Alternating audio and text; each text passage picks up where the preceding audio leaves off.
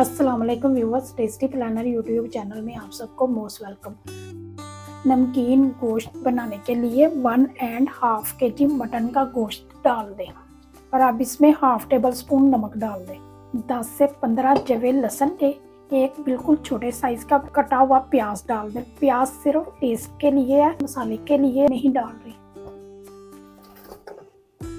1 cup गर्म पानी डाल दें।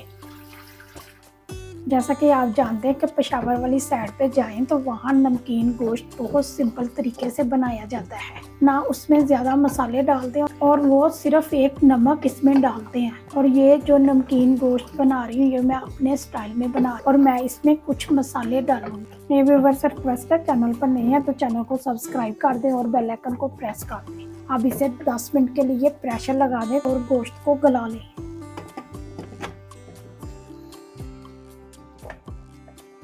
नमकीन गोश्त में मसाला डालने के लिए उसे रोस्ट कर लेते हैं। 8 से 10 साबुत सुरख मिर्च डाल दें।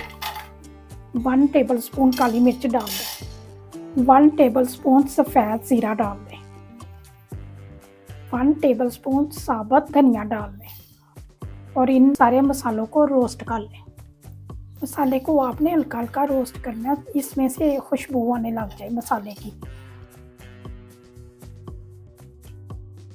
मसाला रोस्ट हो गया, अब इसे दरदरा सा पीस लें।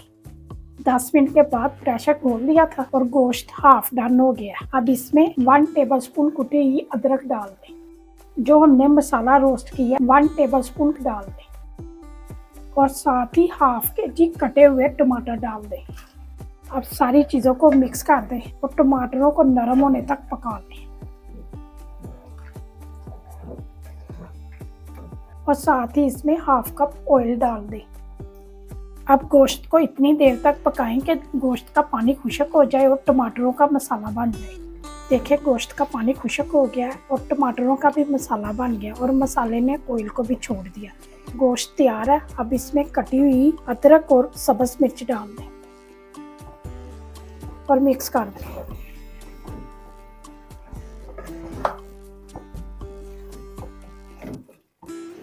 गोश्त को 1-2 मिनट के लिए ढक दें ताकि सब्ज़ मिर्च और अदरक का टेस्ट गोश्त में आ जाए।